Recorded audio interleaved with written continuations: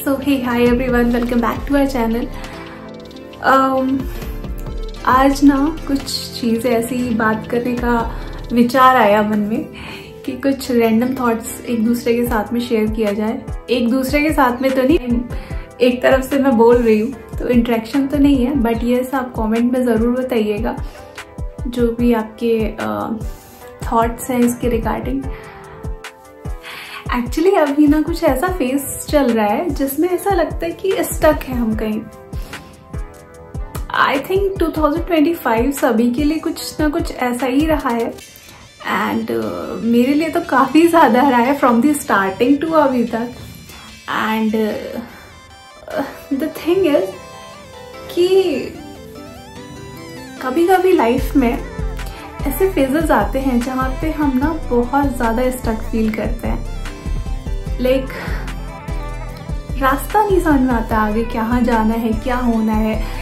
And life में ना ऐसा सस्पेंस वाला फेस मोड ऑन रहता है कि आपको नेक्स्ट मूव भी नहीं पता होता है कि आपको क्या करना है। You are just clueless. कभी कभी रिलेशनशिप्स ऐसे होते हैं, कभी कभी पर्सनल लाइफ में कुछ ना कुछ ऐसा हो जाता है, कभी फ्रेंडशिप में ऐसा होता है, कभी किसी और तरीके की रिलेशनशिप में ऐसा हो जाता है। इनफैक्ट कभी कभी प्रोफेशनल करियर में भी ऐसा होता है। कभी कभी क्या प्रोफेशनल करियर में तो बहुत टाइम हो जाता है ऐसा कि जॉब को लेकर के श्योरिटी नहीं है, क्या करना चाहिए क्या नहीं करना चाहिए, एंड देन मल्टीपल थिंग्स। सो अभी कुछ ऐसा ही फेस आई एम फेसिंग। और ऐसा नहीं कि ये पहली बार हो रहा है, इससे पहले भी लाइफ में चैलेंजेस आए हैं and we all goes through these things. So ये पूरा साल ऐसा ही मेरा बीत रखा है एंड अभी भी आई एम क्लूलेस कि आगे क्या करना है, what should be my next move. But the only thing that I can do is my own karmas, जो मैं कर सकती हूँ। सो मुझे नहीं पता ये मैसेजेस किसको ज़रूरत है, क्यों मुझसे रिकॉर्ड करवाया जा रहा है। मुझे मतलब आई स्ट्रांगली बिलीव कि जो भी मैं करती हूँ वो ऊपर वाले की मर्जी से ही हो रहा है सब कुछ। ऐसा कुछ भी मेरे थॉट प्रोसेस से नहीं होता है। साफ साफ गीता में लिखा है कि अगर एक पत्ता भी हिलता है इस दुनिया में तो उसमें श्री कृष्ण की मर्जी होती है। तो मेरे जो भी कर्मा है, जो भी अच्छे बुरे जिस भी तरीके का कर्मा है, आई ऑलवेज बिलीव कि वो मुझसे मेरे श्री कृष्ण ही करवाते हैं and I totally believe this. So I don't know ये शायद किसी को सुनने की ज़रूरत है या ये शायद मेरे लिए ही है कि मैं वापस से अपनी बातों को सुन सकूं, रिकॉल कर सकूं। And there are multiple people जो किसी ना किसी सिचुएशन में ना ऐसे उलझे हुए हैं कि उस समय उनकी इनर वॉइस उनको समझा नहीं पाती है, भले वो कितने ही समझदार, कितने ही मैच्योर लोग हों। बट एक ऐसा फेज ज़रूर आता है सबकी लाइफ में जहाँ पे हमें ना किसी के थ्रू ऐसे मैसेजेस चाहिए होते हैं जो हमें वापस से उन सिचुएशंस को फेस करने के लिए मजबूत करते हैं। And for me always this is my parents, जो मुझे हमेशा इस चीज़ के लिए मोटिवेट करते हैं। My brother, my sister, they are the one who always motivate me कि दी आपने ना इतना कुछ फेस किया है लाइफ में तो तुम ये भी कर लोगी, so don't worry about it. So वो मेरे लिए ना एक बहुत मोटिवेशनल चीज़ रहती है। आई थिंक सबकी लाइफ में कभी ना कभी ऐसी चीज़ें होती हैं जहाँ पे हमें किसी न किसी की बातें सुनने का मन करता है कि कोई हमें बस सॉल्यूशन बता दे कि इसमें हमें कैसे टैकल करना है। चाहे कितनी भी बड़ी मुश्किल आए, कितनी भी बड़ी सिचुएशन आए, ऑलवेज रिमेंबर वन थिंग कि दिस विल ऑल्सो पास। सो एक बहुत बढ़िया सा मैं ये रखती हूँ मंत्र अपने पास कि अच्छा समय है तो वो भी निकल जाएगा और बुरा समय है तो वो भी निकल जाएगा। कभी कभी लॉसेस इतने बड़े होते हैं कि हम उन्हें वापस से सही नहीं कर सकते हैं, but it is the karma only that we have to face in this life. जो हमारे पिछले जन्म के कर्मा रहे होंगे या इस जन्म में हमने कुछ अच्छा बुरा किया है तो वो जो हमारा इकट्ठा हुआ है, that is all we are facing. And always जब भी कभी कहीं पे मैं स्टक हो जाती हूँ। लगता है कि अब यार इससे आगे कहाँ, क्या करूँ, कैसे करूँ, हाथ पैर सब कुछ मार लिया, सब कुछ कर लिया, बट इतना डिले मेरे साथ ही क्यों।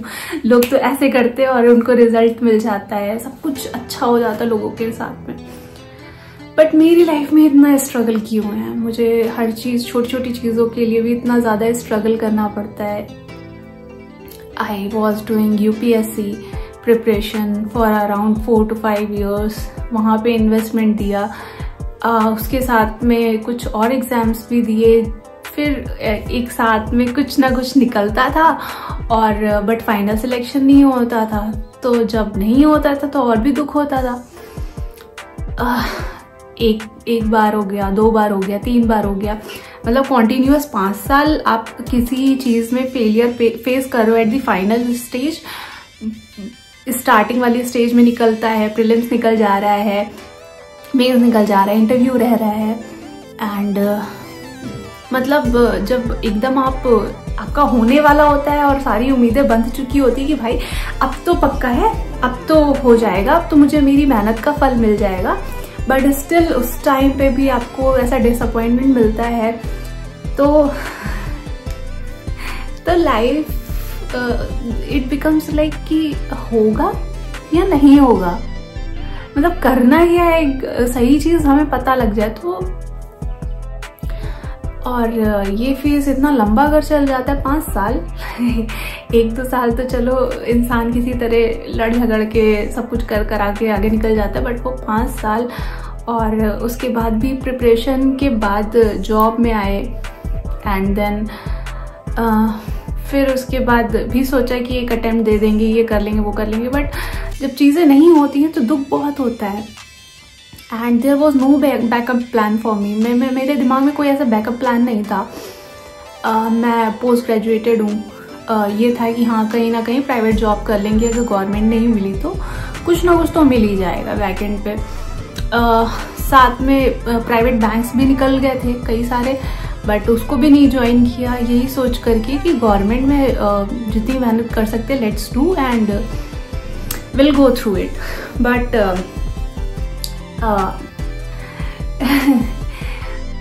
इवेंचुअली जब नहीं हुआ तब आई वॉज लाइक क्लूलेस। उस टाइम पे अब क्या करना है, आगे का रास्ता नहीं दिख रहा था। देन आई स्टार्टेड कि अभी तो भाई वापस से जॉब तो ज्वाइन करनी ही करनी है, कुछ और ऑप्शन नहीं है। सो लाइफ के 4 से 5 साल इन्वेस्ट किए एंड पूरी मेहनत, पूरी जद्दोजहद के साथ में पढ़ाई करी, तैयारी करी, सब कुछ किया। सोशल नेटवर्क एकदम ख़त्म कर दिया था, सब कुछ ज़ीरो पे था। बट मेरे साथ में मेरी पढ़ाई थी सिर्फ और सिर्फ, और एक जो कॉन्फिडेंस पूरी तरह से चकनाचूर हो चुका था 5 साल में, वो भी कहीं ना कहीं बंधा हुआ था। बिकॉज आई ऑलवेज बिलीव कि जो मेरा है वो मुझे मिलेगा ज़रूर।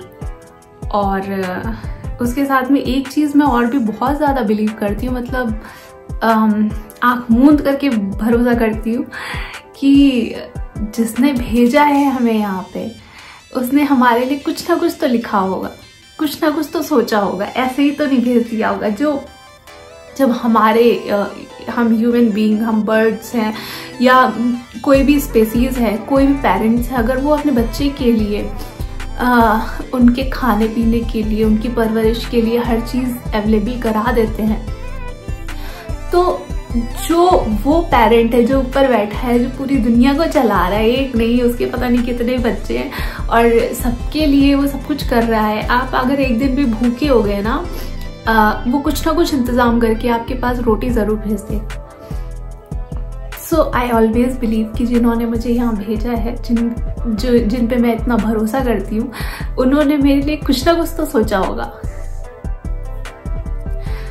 सो हमेशा ना लाइफ में ये चीज़, कितना भी खराब फेज आया हो, ये मैं अपनी जर्नी से बता रही हूँ, शायद किसी को सुनने की ज़रूरत, तो प्लीज़ इस चीज़ पे पूरा यकीन रखना कि लाइफ कितना भी तोड़ दे, कितना भी परेशान कर दे, पर इतना ज़रूर याद रखना ये भी चला जाएगा। अच्छा है वो भी चला जाएगा, बुरा है वो भी चला जाएगा, कुछ रुकता नहीं है। जब भी मेरे को कोई सीवियर ऐसी कुछ प्रॉब्लम आती है, लाइक कोई तबीयत ऐसी मेडिकल इशू हुआ या कुछ ऐसा ज़्यादा सीवियर हो गया कि लगता है कि अब तो भाई एडमिट होने की ज़रूरत है, अब तो नहीं हो पाएगा। और उस टाइम एडमिट से ज़्यादा वो जो पेन होता है वो इतना ज़्यादा होता है कि नहीं सहन होता है। मोस्ट ऑफ द टाइम ऐसी कभी ना कभी कुछ ना कुछ हेल्थ इशू सबके साथ में आता है। तो जब इतने पेन में मैं होती हूँ, चाहे वो फिजिकल हो, मेंटल हो, चाहे किसी भी तरीके का पेन हो, आई ऑलवेज थिंक दैट कि ये भी बीत जाएगा, ये भी एक याद बन जाएगा कुछ समय के बाद जब मैं हील हो जाऊंगी। तो जब भी ऐसा फेज आता है जब आप इस स्ट्रगल कर रहे होते हो, कहीं पे ऐसा लगता है कि फंस गए हैं, आप निकल नहीं पा रहे, आगे बढ़ नहीं पा रहे। मुझे हमेशा ये बिलीव रहता है कि अगर एक एक पत्ता मेरे ईश्वर चला रहे हैं तो मेरी जिंदगी को चलाने वाले भी वही हैं। The only thing that I can do is my own Karma. मैं काम करूँ, मेरा कर्म है अगर इंटरव्यू देना, मैं इंटरव्यू दे रही हूँ, रिजल्ट्स उस पर छोड़ दो। हाँ, उसको एनालाइज करो, अगर कुछ भी आपसे मिस्टेक हो रही है उसको वापस से करेक्ट करो, अप्लाई करो, इंटरव्यू देते रहो। आपके कर्म आपके हाथ में, आप वही कर सकते हो। आप अगर प्रिपरेशन कर रहे हो, the only thing you can do is to prepare. आप एग्जाम दो, आप तैयारी करो। जहाँ जहाँ आप कहीं पे अगर आप नहीं, कुछ गड़बड़ हो रहा है, सही नहीं हो रहा है, उसको सही कर लो। Analyse yourself, that is the only thing you can do. फिर होता है नहीं होता है वो तो बात की बात है, हम कोशिश कर रहे हैं, ये बहुत बड़ी बात है। यूपीएससी ना होना वॉज दी, जो हुआ वो तो ठीक है, बट अगर मैं उसको नहीं करती तो मुझे शायद मरने तक इस चीज़ का अफसोस रहता कि मैं चाहती थी करना और मैंने नहीं किया।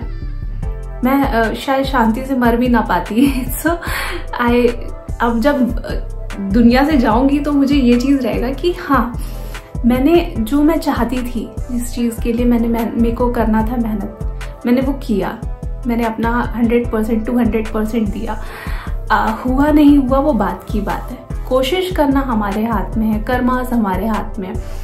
और लाइफ में कभी भी कहीं पे ऐसा स्टक फील करो तो हमेशा ये चीज़ याद रखिए कि जिन्होंने आपको, मुझको, इस दुनिया को, हम सबको बनाया है, तो उन्होंने कुछ ना कुछ हमारे लिए सोच ज़रूर रखा होगा।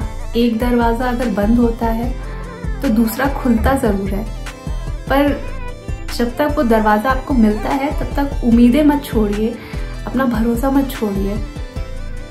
ज़िंदगी को जैसे आप अपने भगवान पे फेथ रखते हैं उसी तरीके से जीना चाहिए कि हर दूसरे दिन एक होप होनी चाहिए कि आज नहीं तो कल कुछ ना कुछ तो अच्छा हो जाएगा।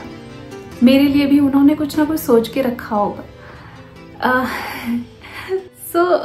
लाइफ में होप कभी मत छोड़ो, क्योंकि सपने देखो और सपनों को पूरा करने की पूरी कोशिश करो।